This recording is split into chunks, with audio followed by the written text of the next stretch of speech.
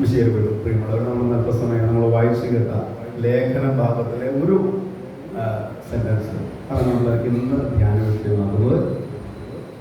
അവിടെ പ്രകാരമാണ് പറയുക: വിശ്വാസം മൂലം മോശയെ അവൻ ജനിച്ചപ്പോൾ മാതാപിതാക്കന്മാർ 3 മാസത്തേക്ക് ഒളിപ്പിച്ചു വെച്ചു. എന്നാൽ കുട്ടി സുന്ദരനാണെന്ന് അവർ കണ്ടു.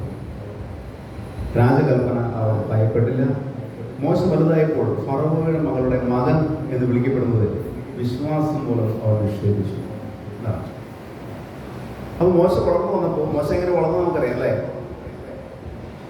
മോശ അതായത് ഫറവോ ഓർഡർ ടു എൻ്റെ രാജ്യത്ത് താമസിക്കുന്ന എല്ലാ ഇസ്രായേൽക്കാരുടെയും സന്താനങ്ങളെ അല്ല ആൺ സന്താനങ്ങളെല്ലാം വധിക്കണം.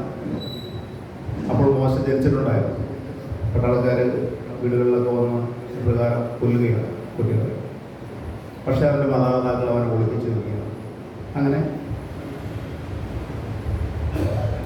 മോശ വളർന്നു. പക്ഷെ 3 മാസം കഴിഞ്ഞപ്പോൾ ഇനിയും അവനെ ഒളിപ്പിക്കാൻ സാധ്യമല്ല. കാരണം ഈജിപ്തിലെ ഫറവോയുടെ ആൾക്കാർ കണ്ട പ്രശ്നമാണ്. അപ്പോൾ അവർ ആ കുഞ്ഞിനെ ഒരു നല്ല കുട്ടയിലാക്കി നൈൽ നദിയിൽ എടുത്ത് നദിയിൽ ഒഴുക്കുകയാണ്. ഫറവോയുടെ മകളെ കുളിക്കുന്നത് കണ്ടുകൊണ്ട് തന്നെയാണ് ഒഴുകുന്നത്. അപ്പോൾ ഈ ഒഴുകി വരുന്നത് മകൾ കാണുകയാണ്, ഫറവോയുടെ മകൾ കാണുകയാണ്. അത് തുറന്നു നോക്കിയപ്പോൾ അത് കുഞ്ഞാണ്. അങ്ങനെ ആ കുഞ്ഞിനെ ഫറവോയുടെ മകളെ തോഴിമാരെ വിട്ട് ഇടിപ്പിച്ച് അതിനെ വളർത്തുകയാണ്. ആ കുഞ്ഞിനെ എടുത്ത സമയത്ത് തന്നെ ഈ കുഞ്ഞിൻ്റെ യഥാർത്ഥ സഹോദരി അവിടെ ചെന്നിട്ട് ഈ ഫറവോയുടെ മകളോട് പറയുകയാണ്: രാജ്ഞി, ഈ കുഞ്ഞിനെ മുളകിട്ടാനായിട്ട് ഒരാളെ വേണ്ടേ? രാജ്ഞി പറഞ്ഞു: വേണം, ഞാനൊരാളെ കൊണ്ടുവരാം. അങ്ങനെയാണ് കുഞ്ഞിൻ്റെ അമ്മയെ കൊണ്ടുവരുന്നത്. ഈ മോശ അപ്പോൾ ശരിക്കും പറഞ്ഞാൽ വളർന്നു വരുന്നത് എവിടെയാണ്? അവൻ്റെ യഥാർത്ഥ അമ്മയുടെ അപ്പൻ്റെ കൂടെയാണ്, സഹോദരിയുടെ കൂടെയാണ്. അപ്പോൾ ഇവന് കുഞ്ഞുനാളിൽ തന്നെ വിശ്വാസം കിട്ടി. അതാണ് അതിൻ്റെ പ്രത്യേകം. കർമ്മന്മാരുടെയൊക്കെ ഒരു വലിയ കഴിവ് അതാണ്. കുഞ്ഞുനാൾ മുതലേ തന്നെ കൊടുക്കണം, കുറച്ച് കഴിഞ്ഞിട്ട് കൊടുക്കാനൊക്കെ തന്നെ അത് എളുപ്പമൊന്നുമില്ല. കുഞ്ഞുനാൾ പറഞ്ഞ വിശ്വാസം കിട്ടി. എന്താണ്? ഞാൻ ദൈവജനത്തിൻ്റെ ഭാഗമാണ്. ദൈവം തിരഞ്ഞെടുത്ത ജനമാണ് ഇസ്രായേൽ ജനം. ഞാൻ അവരുടെ ഭാഗമാണ്. ഞാൻ ഈജിപ്തുകാരനെ പോലെ ആവാൻ പാടില്ല. ഇവർ ഞങ്ങളെ ഇപ്പോൾ കൈയടക്കി വെച്ചിരിക്കുകയാണ്. അത് ശരിയല്ല. ഈ ഒരു സ്വാധീനത്തിൻ്റെ ഉള്ളിലേക്ക് കയറണം. അപ്പോഴാണ് അവന് തോന്നിയത്, ഞാൻ പറയപ്പെടുന്നത് എങ്ങനെയാണ്? ഫറവോയുടെ മകളുടെ മകൻ. നോ,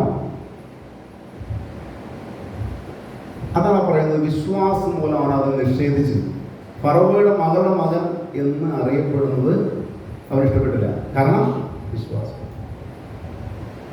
നമ്മുടെ വിശ്വാസമാണ് നമ്മുടെ പ്രവൃത്തികളെ സ്വാധീനിക്കുന്നത്. ഇതാണ് നമ്മൾ ശ്രദ്ധിക്കേണ്ട കാര്യം. നമ്മൾ എന്ത് വിശ്വസിക്കുന്നു എന്നുള്ളത് വളരെ പ്രധാനപ്പെട്ടതാണ്. കാരണം അത് നമ്മളെ പ്രവൃത്തിയിലേക്ക് നയിക്കുന്നു. ആ പ്രവൃത്തി ജനങ്ങൾ കാണുമ്പോഴാണ് നമ്മൾ നശിക്കുകയോ അല്ലെങ്കിൽ നമുക്കത് ഉപകാരമായിട്ട് മാറുകയോ ചെയ്യും. ഇത് വളരെ ശ്രദ്ധിക്കണം. നമ്മൾ എന്താ പറഞ്ഞത്? നമ്മുടെ വിശ്വാസ പ്രവൃത്തിയിലേക്ക് നയിക്കുന്നു. ആ പ്രവൃത്തിയാണ് ജനങ്ങൾ കാണുന്നത്. പ്രകടമായിട്ട് വരുന്ന പ്രവൃത്തിയാണ്. ആ പ്രവൃത്തി നമ്മുടെ നാശത്തിനോ നമ്മുടെ അഭിവൃദ്ധിക്ക് കാരണമായിട്ട് മാറും. ഉദാഹരണത്തിന് ഇപ്പോൾ ഹമാസ് നടന്നത് ഇസ്രായേലിലേക്ക് കടന്നു വന്ന 1800 ഇസ്രായേൽക്കാരെ അവർ വധിച്ചു. അതിൻ്റെ കാരണം അവരുടെ വിശ്വാസമാണ്. എന്താണ് വിശ്വാസം? ഞങ്ങളുടെ ശത്രുക്കൾ കൊല്ലപ്പെടേണ്ടവരാണ്, അവർ വധിക്കപ്പെടേണ്ടവരാണ്. ഞങ്ങൾക്ക് ഉയരുണ്ടെങ്കിൽ ഞങ്ങൾ അവരെ കൊന്നിരിക്കും. പക്ഷെ ഈ കൊല്ലപ്പെട്ട യഹൂദർക്കൊരു വിശ്വാസമുണ്ട്. എന്താണ് വിശ്വാസം? ഞങ്ങൾ ആരെയും പുറത്തു കയറാൻ പോവില്ല. പക്ഷെ ഞങ്ങളെ ദ്രോഹിച്ചാൽ ഞങ്ങൾ അവരെ ഉന്മൂലനാശം ചെയ്യും. എന്നാണ് അവരുടെ വിശ്വാസം. ആണ് പല്ലിന് പല്ല്, കണ്ണിന് കണ്ണ്. ഈ ഒരു ശൈലിയാണ്. അപ്പോൾ അതിനെന്താ സംഭവിച്ചെന്ന് വെച്ചിട്ടുണ്ടെങ്കിൽ, ഇപ്പോൾ 1800 പേരാണ് ഇസ്രായേൽ ജനം കൊല്ലപ്പെട്ടതെങ്കിൽ ഏതാണ്ട് 30,000-ലധികം പേര് പാലസ്തീൻകാർ വധിക്കപ്പെട്ടു കഴിഞ്ഞു. വിശ്വാസത്തിൻ്റെ പേരിലാണ് ഈ പ്രവൃത്തി ഉണ്ടാകുന്നത്. ഈ യുദ്ധം ഒരിക്കലും അവസാനിക്കാൻ പോകുന്നില്ല. എൻ്റെ കാരണം എന്താണ്? വിശ്വാസം. എൻ്റെ ശത്രു അവൻ വധിക്കപ്പെടേണ്ടതാണ്. അവനെ കൊന്നില്ലെങ്കിൽ എൻ്റെ ദൈവത്തിന് എന്നോട് പ്രീതിയില്ല. ഈ സാധനം അവൻ്റെ ബ്ലഡിൽ കയറിയണം. അതാണ് ഈ ടെൻഷന് കാരണം. പശ്ചിമേഷ്യയിൽ എന്താണ് ടെൻഷൻ അല്ലെങ്കിൽ ഉത്കണ്ഠ ഉൾവുന്നു എന്നൊക്കെ പറയുമ്പോൾ നമ്മളത് അർത്ഥമാക്കുന്നത് എന്താണ്? ഈ വിശ്വാസ പ്രവൃത്തിയിലേക്ക് നയിക്കുന്നതാണ്. ഇത് രാജ്യങ്ങൾ തമ്മിലുള്ള പ്രശ്നമായിട്ട് മാറിയിട്ടുണ്ട്. ഇനി ഒരു പക്ഷേ മൂന്നാം ലോക മഹായുദ്ധത്തിലേക്ക് നയിക്കുമ്പോൾ നമുക്ക് അറിഞ്ഞുകൂടാ. അതാണ് അവസ്ഥ. കഴിഞ്ഞ ദിവസം ഫ്രാൻസിൽ ഒരു 18കാരൻ കത്തിക്ക് കുത്തി കണ്ടവരൊക്കെ അവൻ കത്തിക്കുത്തി. അവിടെ 3 പേര് മരിച്ചു. അവൻ പറയുന്നത് അതിൻ്റെ എന്തുകൊണ്ടാണ് നീ അത് പ്രവർത്തിക്കുന്നത് ചോദിക്കുമ്പോൾ അവൻ പറയുന്നത് എന്താണ്? എൻ്റെ വിശ്വാസം ഫോളോ ചെയ്യാത്ത ആളുകളെല്ലാവരും ആരാണ്? വധിക്കപ്പെടേണ്ടവരാണ്. ഞാൻ അവരെ വധിക്കും. ഞാൻ അപ്രകാരം ചെയ്താൽ ഞാൻ സ്വർഗത്തിലോട്ട് പോകും. നോക്കണം, എത്ര അപകടകരമായ തീവ്ര വിശ്വാസ നിലപാടുകളാണ് സമൂഹത്തിൽ വളർന്നു വരുന്നത്. അതുകൊണ്ട് ഞാൻ പറയുന്നത്, നമ്മുടെ വിശ്വാസത്തെ സംശുദ്ധമാക്കണം. നമ്മുടെ വിശ്വാസത്തെ നമ്മൾ ശ്രദ്ധിക്കണം. ആ വിശ്വാസം കലർപ്പില്ലാത്തതാകണം. ആ വിശ്വാസം ന്യൂനത ഉള്ളതാകരുത്. അതാണ് നമ്മൾ ശ്രദ്ധിക്കേണ്ട ഒരു കാര്യം. ഇന്ന് കേരള സമൂഹം നമുക്കറിയാം, പ്രത്യേകിച്ച് സിനിമാ മേഖല ചീഞ്ഞു നാറുകയാണ്. എന്തുകൊണ്ടാണ്? അതിൽ പ്രവർത്തിക്കുന്ന ആൾ എല്ലാവരുടെയും അല്ല, ചില ആളുകൾ വിശ്വാസത്തിൻ്റെ ഒരു പ്രശ്നമാണ്. വിശ്വാസം എന്നുള്ളത് ദൈവത്തിലുള്ള വിശ്വാസം എന്നത് മാത്രമല്ല നമുക്ക് ലക്ഷ്യമാക്കുന്നത്, അല്ലെങ്കിൽ ദൈവത്തിലുള്ള വിശ്വാസം എന്നത് മാത്രമല്ല ചിന്തിക്കരുത്. വിശ്വാസം എന്നുള്ളത് ഒരുവൻ്റെ ബോധ്യമാണ്. അപ്പോൾ അവിടെ പ്രവർത്തിക്കുന്ന ചില ആളുകളെങ്കിലും ചിന്തിക്കുന്നത്, ഞങ്ങൾക്ക് പണമുണ്ട്, ഞങ്ങൾക്ക് സ്വാധീനമുണ്ട്, ഞങ്ങൾക്ക് ആരാധകരുണ്ട്, ഞങ്ങൾക്ക് കഴിവുകളുണ്ട്, അതുകൊണ്ട് ഞങ്ങളുടെ ഇഷ്ടം പോലെ ചെയ്യും. ആരും ഞങ്ങൾക്കെതിരെ ചോദിക്കുന്നില്ല. നിന്നെപ്പോലെ തന്നെ അയൽക്കാരനെ കരുതണം. ഇതാണ് യേശുവിൻ്റെ പ്രബോധനം. ഈ പ്രബോധനം അവർ കേട്ടിട്ടേ ഇല്ല. എൻ്റെ സുഖം, എൻ്റെ സന്തോഷം, അതിനുവേണ്ടി ഞാൻ ആരെയും ഉപയോഗിക്കും. ഇതാണ് കാഴ്ചപ്പാട്. കണ്ടോ, നോക്കണം. അപ്പോൾ വികലമായ വിശ്വാസങ്ങൾ എങ്ങനെയാണ് പ്രവൃത്തിയിലേക്ക് നയിക്കുന്നത്? കേരളത്തെ മുഴുവൻ ബാളുകൾ കൊണ്ട് നിറച്ചിരിക്കുകയാണ് ഗവൺമെന്റ്. അവരുടെ വിശ്വാസമാണ് അതിൻ്റെ പേര്. ഏത് വിധേനയും പണം, ആരെ കൊന്നിട്ടാണെങ്കിലും പണം. കുടുംബങ്ങൾ നശിക്കുന്നു, കുഞ്ഞുങ്ങൾ അനാഥരാകുന്നു. ഇതൊന്നും ഞങ്ങൾക്ക് വിഷയമേ അല്ല. പണം, ഞങ്ങളുടെ ലക്ഷ്യം പണമാണ്. അതിനുവേണ്ടി ഞങ്ങൾ എന്ത് മാർഗവും സ്വീകരിക്കും. അതവരുടെ പുസ്തകത്തിലുള്ള വിശ്വാസമാണ്, അവർ പഠിച്ചു വെച്ചിരിക്കുന്ന സാധനമാണ്. അപ്പം ഇങ്ങനെയാണ് വിശ്വാസം പ്രവൃത്തി തലത്തിലേക്ക് വരികയും അത് ആ വ്യക്തികൾക്കും ആ വ്യക്തികളായിരിക്കുന്ന സമൂഹത്തിലും നാശത്തിന് കാരണമായിട്ട് മാറുകയും ചെയ്യും. പ്രിയമുള്ളവരെ, അതുകൊണ്ട് നമ്മുടെ വിശ്വാസം എന്തായിരിക്കണം? ആ വിശ്വാസം നമ്മളെ അന്ധകാരത്തിലേക്ക്, നാശത്തിലേക്ക് നയിക്കുന്നതാകരുത്. അങ്ങനെ ഒരു പ്രബോധനം ഈ ലോകത്ത് ഉണ്ടെങ്കിൽ അത് ഈശോയുടെ പ്രബോധനമാണ്. മനസ്സിലാക്കി, വേറൊരു പ്രബോധനമില്ല, സുവിശേഷങ്ങളാണ്. ഇതിന്റെ വെളിച്ചത്തിൽ നമുക്ക് ജീവിക്കാൻ സാധിച്ചാൽ നമ്മൾ ഇങ്ങനെയുള്ള അപകടങ്ങളൊന്നും ചെന്ന് ചാടില്ല.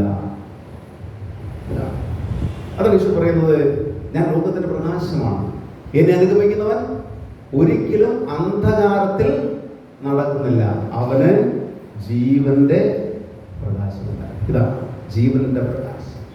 ഞാൻ ആത്മാവാണ്. ഞാൻ ഇങ്ങനെ നടക്കുമ്പോൾ ലോകത്തായിരിക്കുമ്പോൾ എനിക്ക് സുരക്ഷിതമായ വഴികൾ തെളിഞ്ഞു കിട്ടണം. ആ വഴിയിലൂടെ ഞാൻ യാത്ര ചെയ്യുമ്പോഴാണ് ഭാവിയിൽ അത് എനിക്ക് ഖ്യാതിക്കോ അപകീർത്തിക്കോ കാരണമായിട്ട് മാറും. എൻ്റെ പ്രവൃത്തികൾ വളരെ പ്രധാനപ്പെട്ട. ഞാൻ വിതയ്ക്കുന്നത് ഞാൻ കൊയ്യും. അപ്പം അതുകൊണ്ട് സുവിശേഷാനുസൃതം പ്രിയമുള്ളവരെ ജീവിക്കാനായിട്ട് നമുക്ക് സാധിച്ചാൽ നമ്മൾ ഈ ചതിക്കുഴികളിൽ നിന്ന് ചെന്ന് വീടില്ല എന്നുള്ള കാര്യം മനസ്സിലാക്കും.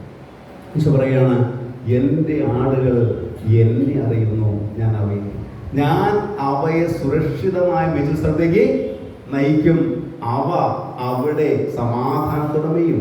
അതാണ് ഈശോ പറയുന്നത്. സുരക്ഷിതമായ മേച്ചിൽപ്പുറങ്ങളിലേക്ക് ഞാൻ എൻ്റെ ആടുകളെ അയക്കും. എൻ്റെ സ്വരം അവ ശ്രമിക്കണം. ഞാനാണ് ഇടയൻ, ഞാൻ നല്ല ഇടയനാണ്. ഇതൊക്കെയാണ് ഈശോയുടെ വചനങ്ങൾ. ഈ രംഗത്ത് നമുക്ക് ചിന്തിക്കാനും ധ്യാനിക്കാനും ഉള്ള പഴയ ദൈവം ഇതിന് അടിവരയിടുന്നുണ്ട്. ജെറമ്യാ പ്രവാചക പുസ്തകത്തിൽ പ്രകാരം പറയുകയാണ്, നീ എൻ്റെ കൽപ്പനകൾ അനുസരിച്ചിരുന്നെങ്കിൽ നിന്റെ സമാധാനം നദി പോലെ ഒഴുകുമായിരുന്നു. എന്ത് മനോഹരമായ വചനമാണ്! നീ എൻ്റെ കൽപ്പനകൾ അനുസരിച്ചിരുന്നെങ്കിൽ നിന്റെ സമാധാനം നദി പോലെ ഒഴുകുമായിരുന്നു. ഇന്ന് ലോകത്ത് സമാധാനമില്ല, മനുഷ്യ ഹൃദയങ്ങളിൽ സമാധാനമില്ല. കാരണം മനുഷ്യര് വഴിതെറ്റി നടക്കുകയാണ്, അന്ധകാരത്തിലാണ്. കാരണം ജീവന്റെ പ്രകാശമായ ദൈവവചനം അവരുടെ ഉള്ളിലില്ല.